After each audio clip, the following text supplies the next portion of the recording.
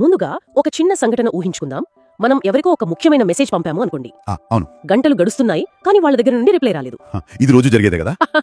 అదే కానీ వెంటనే మన బుర్రలో 100 రకాల ప్రశ్నలు మొదలవుతాయి. అంటే నన్ను ఇగ్నోర్ చేస్తున్నారా, లేక నా మీద కోపంగా ఉన్నారా, అసలు మన బంధంలో ఏదైనా ప్రాబ్లం ఉందా అని. కరెక్ట్. అంటే మన మైండ్ వెంటనే ఒక నెగటివ్ స్టోరీ అల్లేసుకుంటుందన్నమాట. అంతే కదా. కానీ ఇక్కడ వాస్తవంగా జరిగిన సంఘటన ఏమిటి? కేవలం ఒక మెసేజ్ కి రిప్లై రాలేదు, అంతే. మిగతాదంతా మన మెదడు అల్లిన కథ మాత్రమే. నిజమే. బహుశా వాళ్ళు డ్రైవింగ్ చేస్తూ ఉండొచ్చు, లేదా ఫోన్ సైలెంట్ లో పెట్టి మీటింగ్ లో ఉండొచ్చు కదా. ఎగ్జాక్ట్లీ. కానీ మన మనసు మాత్రం వెంటనే ఒక నెగటివ్ ముగింపుకు వచ్చేస్తుంది. అసలు సమస్య ఆ రాని మెసేజ్ లో ఉందా, లేక మన మెదడు అల్లుకున్న కథలో ఉందా? ఇది చాలా పెద్ద ప్రశ్న. ఈ రోజు మనం రొండా బైన్ రాసిన the secret to love, health and money అనే పుస్తకం ఆధారంగా చేసుకుంటున్న ఈ లోతైన విశ్లేషణలో సరిగ్గా ఇలాంటి విషయాల గురించే మాట్లాడుకోబోతున్నాం. అవును. చాలా మందికి లా ఆఫ్ అట్రాక్షన్ అనగానే ఇంట్లో కూర్చొని ఊహించుకుంటే ఆకాశం నుండి కార్లు బంగ్లాలు ఊడిపడతాయి అనే ఒక భ్రమ ఉంది. అదే కదా. కానీ దాని వెనుక ఉన్న అసలైన మానసిక శాస్త్రం ఏమిటి? మన ఆలోచనలకు, వాస్తవికతకు మరియు మనం తీసుకునే చర్యలకు మధ్య ఉన్న ఆ లింక్ ఏమిటో ఈ రోజు విడమర్చి చూద్దాం. తప్పకుండా. ఇది చాలా ముఖ్యమైన విషయం. సరే, ముందుగా ఈ విషయాన్ని కాస్త అర్థం చేసుకుందాం. మన జీవితంలో ఎదురయ్యే ప్రతి సమస్యకు బయట జరిగే పరిస్థితులే కారణం అని మనం బలంగా నమ్ముతాం కదా. చాలా వరకు మనందరం అలాగే అనుకుంటాం. కానీ అసలు ఆ పరిస్థితులను మన మెదడు ఎలా ప్రాసెస్ చేస్తోంది అనేదే ఇక్కడ మెయిన్ పాయింట్ అని ఈ మూలాలు చెబుతున్నాయి. అవును. ఇక్కడ మనం ముఖ్యంగా అర్థం చేసుకోవాల్సిన ఒక కీలకమైన సైకాలజికల్ సూత్రం ఉంది. ఏంటంటే పాజిటివ్ థింకింగ్ అనే పదానికి చాలా మంది తప్పు అర్థం తీసుకున్నారు. అంటే ఎలా అంటారు? జీవితంలో కష్టాలు, సమస్యలున్నప్పుడు లేదు నా జీవితం అద్భుతంగా ఉంది అని మనకు మనం అబద్ధం చెప్పుకోవడం పాజిటివ్ థింకింగ్ కాదు. దాన్ని టాక్సిక్ పాజిటివిటీ అంటారు. ఓహో, టాక్సిక్ పాజిటివిటీ. రైట్. అసలైన విషయం ఏమిటంటే ఒక సంఘటన జరిగినప్పుడు మన దృష్టి అంటే మన ఫోకస్ ఎక్కడుంది అనేది కీలకం. అంటే ఇందాక మనం చెప్పుకున్న మెసేజ్ ఉదాహరణలాగా అన్నమాట. అవును. సంఘటన ఒకటే అయినా దాని పట్ల మన రియాక్షన్ మన ఇన్నర్ స్టేట్ ని బట్టి మారుతుంది. ఆధునిక మనస్తత్వ శాస్త్రం కూడా ఇదే చెబుతుంది. ఏమని చెప్తోంది? మన మెదడు ఎలా డిజైన్ చేయబడిందంటే మనం దేనినైతే ముఖ్యమైనదిగా ఫీల్ అవుతామో ఆ సమాచారాన్ని అది ఎక్కువగా స్వీకరిస్తుంది. అంటే మన మెదడుకు మనం ఇచ్చే సిగ్నల్స్ ని బట్టి అది పనిచేస్తుంది అంటారు. ఖచ్చితంగా. కానీ ఇక్కడ నాకు ఒక చిన్న సందేహం వస్తుంది. ఇప్పుడు ఒక వ్యక్తి జీవితంలో నిజంగానే చాలా ఆర్థిక ఇబ్బందులు ఉన్నాయనుకుందాం. చెప్పండి. అతనికి రేపు అద్దె కట్టాలి, జేబులో డబ్బులు లేవు. ఆ సమయంలో నెగిటివ్ ఆలోచనలు రావడం అనేది చాలా సహజం కదా. అవును, ఆబ్వియస్ గా వస్తాయి. అలాంటప్పుడు ఆ నెగిటివ్ ఆలోచనను కేవలం ఒక ఆలోచన మాత్రమే అని ఎలా పక్కన పెట్టగలం? అది కళ్ల ముందు కనిపిస్తున్న వాస్తవం కదా. దాన్ని పక్కన పెట్టి పాజిటివ్ గా ఆలోచించడం అంటే రియాలిటీకి దూరంగా బతకడం కాదా? ఇది చాలా ప్రాక్టికల్ అయిన ప్రశ్న. ఇక్కడే మనం ఆలోచనకు వాస్తవానికి మధ్య ఉన్న తేడాను గుర్తించాలి. అంటే రేపు అద్దె కట్టాలి, చేతిలో డబ్బు లేదు అనేది వాస్తవం. అది ఫ్యాక్ట్. కానీ నా జీవితం ఇక నాశనం అయిపోయింది, నేను ఎప్పటికీ ఏమీ సాధించలేను అని మన బుర్రలో మొదలయ్యే భయం ఉంది చూసారా? అవును, ఆ భయం అందరికీ వస్తుంది. అది కేవలం ఒక మానసిక సంఘటన మాత్రమే, అది వాస్తవం కాదు. ఆ భయంకరమైన ఆలోచన వచ్చినప్పుడు దానితో కనెక్ట్ అయిపోయి పానిక్ అవ్వడం వల్ల ఆ క్షణంలో ఉన్న ఎనర్జీ మొత్తం ఆవిరైపోతుంది. నిజమే. టెన్షన్ పడితే సొల్యూషన్ రాదు కదా. అదే సమస్యను పరిష్కరించడానికి అవసరమైన లాజికల్ థింకింగ్ బ్లాక్ అయిపోతుంది. పాజిటివ్ థింకింగ్ అంటే పర్లేదు, అద్దె దానంతటా అదే కట్టబడుతుంది అని అబద్ధం చెప్పుకోవడం కాదు. మరింకేంటి?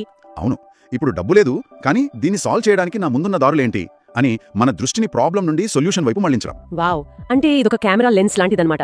ఎగ్జాక్ట్లీ. మనం సమస్య అనే బ్లాక్ డాట్ మీద ఫోకస్ చేస్తే అదే పెద్దగా కనిపిస్తుంది. కొంచెం జూమ్ అవుట్ చేసి చూస్తే పరిష్కారాలు కనిపిస్తాయి కదా. కరెక్ట్ గా చెప్పారు. అయితే ఇక్కడ మరో ముఖ్యమైన పాయింట్కి వద్దాం.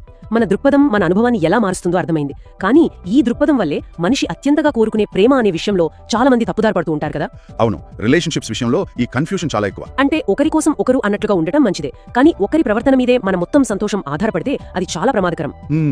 ఎలా అంటారు? అంటే మన ఎమోషన్స్ కి సంబంధించిన రిమోట్ కంట్రోల్ ను తీసుకెళ్లి వేరొకరి చేతిలో పెట్టడం లాంటిది ఇది అని నా ఫీలింగ్. అబ్బా, చాలా మంచి పాయింట్ పట్టుకున్నారు. మనం చేసే అతిపెద్ద పొరపాటు అదే కదా. మరొక వ్యక్తి మన జీవితంలోకి వస్తే మన సంతోషం పరిపూర్ణమవుతుంది అనుకోవడం. దీని వెనుక ఉన్న సైకాలజీని కొంచెం లోతులా చూస్తే మనలో ఉన్న ఒక రకమైన శూన్యాన్ని భర్తీ చేయడానికి ఇంకొకరు రావాలని ఆశిస్తాం. అవును, ఎవరైనా తోడుంటే బాగుండు అనిపిస్తుంది. కానీ ఒకరి ప్రవర్తన ఆధారంగా మన ఫీలింగ్స్ మారిపోకూడదు కదా. మనం లోపలి నుండి సంపూర్ణంగా ఉన్నప్పుడే ఒక హెల్తీ బంధాన్ని నిర్మించగలం. నిజమే.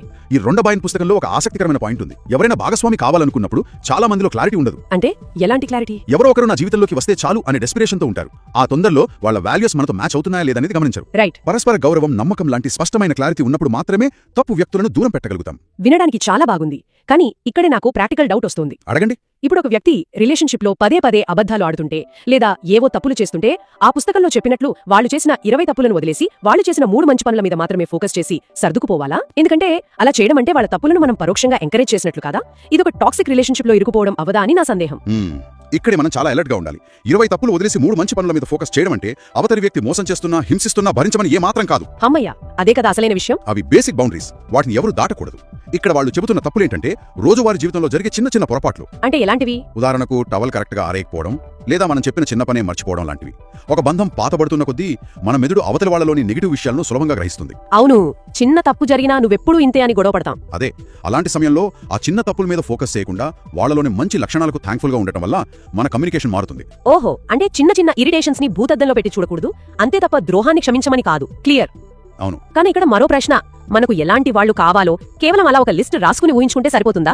ఇది చాలా కామన్ గా అడిగే ప్రశ్న. నాకు అమితంగా ప్రేమించే వ్యక్తి కావాలి అని కోరుకుంటే రేపు ఉదయం కల్లా అలాంటి వ్యక్తి పరిచయం అవుతారా? అసలైన లాజిక్ అక్కడే మిస్ అవుతారు చాలా మంది. ఏంటా లాజిక్? మనకు గౌరవం ఇచ్చే వ్యక్తి కావాలి అని కోరుకోవడం వరకే మనకు తెలుసు, కానీ ఆ లక్షణాలను మనలో మనం ముందుగా పెంపొందించుకోవాలి అనేది ఇక్కడ ప్రాక్టికల్ వాస్తవం.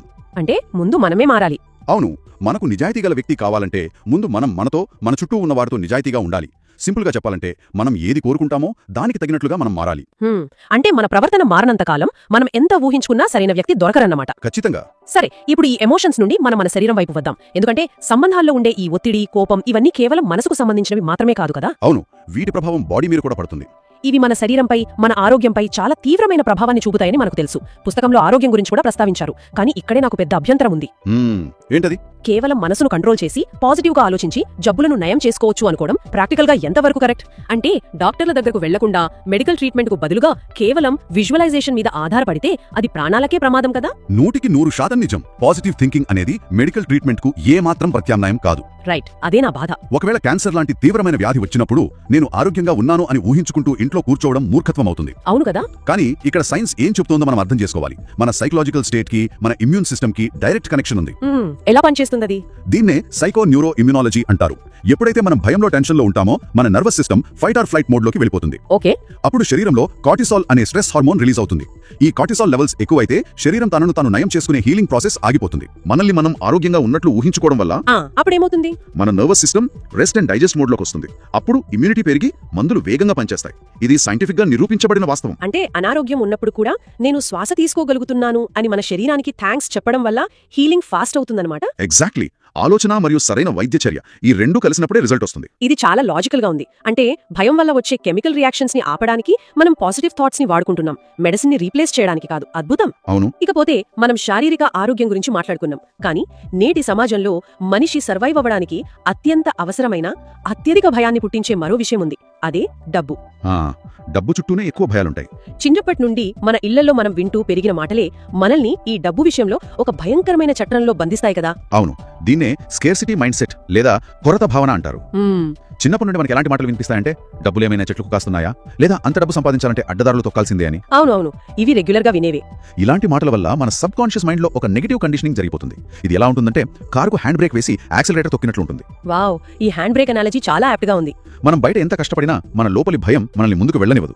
ఇంకా మారుతుంది గానీ ఈ మైండ్ సెట్ మారదు. అంటే ఈ స్కేర్సిటీ మైండ్ సెట్ ఉన్నవాళ్లు డబ్బు ఖర్చు పెట్టాలన్న ఒక రకమైన అపరాధ భావంతో ఫీల్ అవుతుంటారు కదా. అవును, ఎప్పుడూ ఒక భయం వెంటాడుతూనే ఉంటుంది. దీనికి విరుద్ధంగా అబండెన్స్ మైండ్ సెట్ అనేది ఒకటి ఉంది అంటారు కదా. అంటే నా దగ్గర ఒక ల్యాప్టాప్ కొనడానికి డబ్బు లేనప్పుడు నేను ఒక బిలియనీర్ని అని నాలో నేను మురిసిపోవడమేనా అబండెన్స్ మైండ్ సెట్? ఇది ఒక పగటి కలలాగా? అలా అనుకోవడం పగటి కలే. మరి అసలు అబండెన్స్ మైండ్ సెట్ అంటే ఏంటి? వాస్తవాన్ని మర్చిపోయి భ్రమల్లో బతకడం కాదు. ఇక్కడే మన మెదడులో ఉండే మరొక సిస్టమ్ గురించి మనం మాట్లాడుకోవాలి. దాన్ని రెటిక్యులర్ యాక్టివేటింగ్ సిస్టమ్ లేదా RAS అంటారు. ఓకే, RAS ఇది ఎలా పనిచేస్తుంది? మీరు ఒక రెడ్ కలర్ కార్ కొనాలి అని గట్టిగా నిర్ణయించుకున్నారనుకోండి. మరుసటి రోజు నుండి మీరు రోడ్డు మీదకి వెళ్తే ఎక్కడ చూసినా ఆ రెడ్ కలర్ కార్లే కనిపిస్తాయి. అంతకుముందు అవి లేవా? ఉన్నాయే, కానీ మనం గమనించలేదు. కరెక్ట్. మీ మెదడు వాటిని ఫిల్టర్ చేసింది. ఎప్పుడైతే మీరు స్కార్సిటీ మైండ్ సెట్లో ఉంటారో, మీ చుట్టూ ఉన్న అవకాశాలను మీ మెదడు ఫిల్టర్ చేసి కేవలం అప్పులు, కష్టాలు మాత్రమే కనిపించేలా చేస్తుంది. అబ్బా, అంటే మన ఫోకస్ అంతా ప్రాబ్లమ్స్ మీదే ఉంటుందన్నమాట. అదే, మీరు అబండెన్స్ మైండ్ సెట్కి వస్తే ఈ వస్తువు కొనడానికి డబ్బులు లేవు అనుకునే బదులు దీన్ని కొనే స్థాయికి ఎదగాలంటే నేను కొత్తగా ఏ స్కిల్ నేర్చుకోవాలి అని ఆలోచిస్తారు. అప్పుడు కొత్త అవకాశాలు కనిపిస్తాయి. అంటే అబండెన్స్ మైండ్ సెట్ అనేది వాస్తవాన్ని తప్పించుకోవడం కాదు, వాస్తవాన్ని ఎదుర్కోవడానికి కావలసిన కాన్ఫిడెన్స్ ని ఇవ్వడం. చాలా క్లియర్. అంతే కదా. అయితే ఇక్కడే ఈ పుస్తకంలో చెప్పబడిన ఒక ఫేమస్ కాన్సెప్ట్ గురించి చాలా మందికి పెద్ద డౌట్ ఉంది. Ask, believe, receive. అవును. నేను ఈ రోజు ఒక బెంచ్ కారు కావాలని విశ్వాన్ని అడిగాను, వస్తుందని గట్టిగా నమ్మాను. కానీ 10 ఏళ్లైనా రాలేదు. అంటే ఈ లాజిక్ లో ఏదో మిస్టేక్ ఉన్నట్లే కదా. ఆ 3 పదాలకు అత్యంత కీలకమైన 4వ పదాన్ని జోడించకపోవడమే ఆ మిస్టేక్. ఏంటా పదం? అదే యాక్షన్, అంటే చర్య. ఓహో, ఊరికే కూర్చుంటే రాదంటారా? ఏది రాదు. కొత్త స్కిల్స్ నేర్చుకోకుండా, ప్రాక్టికల్గా కష్టపడకుండా కేవలం కోరుకుంటే సరిపోదు. మనం కోరుకున్నది కేవలం మనకు ఒక దిశను మాత్రమే ఇస్తుంది, నమ్మకం, మోటివేషన్ ఇస్తుంది. కానీ అడుగులు వేయాల్సింది మనమే. నిజమే. ఫైనాన్షియల్ ప్లానింగ్ కూడా ముఖ్యం కదా. ఖచ్చితంగా. పాజిటివ్ గా ఆలోచిస్తున్నాను కదా అని అప్పులు చేసి విచ్చలవిడిగా ఖర్చు పెట్టడం అనేది లా ఆఫ్ అట్రాక్షన్ కాదు, అది అనాలోచితం. సో ప్రేమ, ఆరోగ్యం, డబ్బు ఈ మూడు ప్రధాన అంశాలను డీకోడ్ చేసిన తర్వాత ఒక విషయం స్పష్టంగా అర్థమవుతోంది. చెప్పండి. ఈ మూడింట్లో ఉమ్మడిగా ఉన్న సూత్రం ఒక్కటే, అది మన ఇన్నర్ నెరేటివ్ మరియు మన ఎక్స్టర్నల్ యాక్షన్. ఈ రెండు సింక్ అవ్వాలి కదా. ఎగ్జాక్ట్లీ. వాస్తవికత ఒక్కటే అయినా వాళ్ళ ఇన్నర్ నెరేటివ్ వాళ్ళ ఫ్యూచర్ ని డిసైడ్ చేస్తుంది. మనకి ఏదైనా ఎందుకు కావాలి అనే దానిపై క్లారిటీ ఉండాలి. అవును. డబ్బు కావాలంటే అది కేవలం అంకెల కోసం కాదు, దానివల్ల వచ్చే స్వేచ్ఛ కోసం అని అర్థం చేసుకుంటే మనం సరైన అడుగులు వేస్తాం. ఈ పుస్తకంలో దీనికోసం ఒక 24 గంటల ఛాలెంజ్ ఇచ్చారు. 24 గంటల ఛాలెంజ్ వినడానికి ఇంట్రెస్టింగ్ గా ఉంది. ఏంటది? రాబోయే 24 గంటల పాటు మనం మనతో ఏం మాట్లాడుకుంటున్నామో, ఇతరులతో ఏం మాట్లాడుతున్నామో గమనించాలి. నా దగ్గర లేదు, నాకు రాదు లాంటి మాటలు వస్తున్నాయా అని చెక్ చేసుకోవాలి. ఓకే, దానికి బదులుగా ఏం చేయాలి? దానికి బదులుగా ప్రస్తుతానికి నా దగ్గర ఉన్నది ఇది, నేను ఇది చేయగలను అని పాజిటివ్గా చెప్పాలి. ఈ అభ్యాసం మన భయాన్ని అవకాశాలుగా మారుస్తుంది. భలే చెప్పారు. అంటే లా ఆఫ్ అట్రాక్షన్ అనేది ఒక మ్యాజిక్ ట్రిక్ కాదు, అదొక ఇంటెన్షనల్ లివింగ్ లాంటిదన్నమాట. ఆలోచనలు మ్యాప్ లాగా పనికొస్తే మన యాక్షన్స్ ఆ మ్యాప్ లో ప్రయాణించే వెహికల్ లాంటివి. కరెక్ట్ గా సమరైజ్ చేశారు. రెండు కలిస్తేనే గమ్యానికి చేరుకుంటాం. నిజంగా ఆలోచనలను ఆచరణతో ఎలా కనెక్ట్ చేయాలో ఈ విశ్లేషణ చాలా అద్భుతంగా చూపించింది. చివరగా ఈ మొత్తం చర్చను బట్టి ఒక చిన్న వాస్తవంతో ముగిద్దాం. తప్పకుండా. మన మెదడు మనం చూసేదాన్ని బట్టే మన ఫీలింగ్స్ ని డిసైడ్ చేస్తుంది అని తెలుసుకున్నాం కదా. మరి మనం సోషల్ మీడియా చూస్తూ ఇతరుల విలాసవంతమైన జీవితాలను చూసి మన దగ్గర ఏమీ లేదే అని డిసప్పాయింట్ అవుతాం. అందరికీ జరిగేదే. అయితే మనం ఫీల్ అవుతున్న ఈ కొరత నిజంగా మన సొంత ఆలోచనల నుండి పుట్టిందేనా, లేక మన ఫోన్లోని అల్గారిథమ్స్ మన మెదడును అలా నెగటివ్ గా ప్రోగ్రామ్ చేస్తున్నాయా? ఇది చాలా డీప్ థాట్. అంటే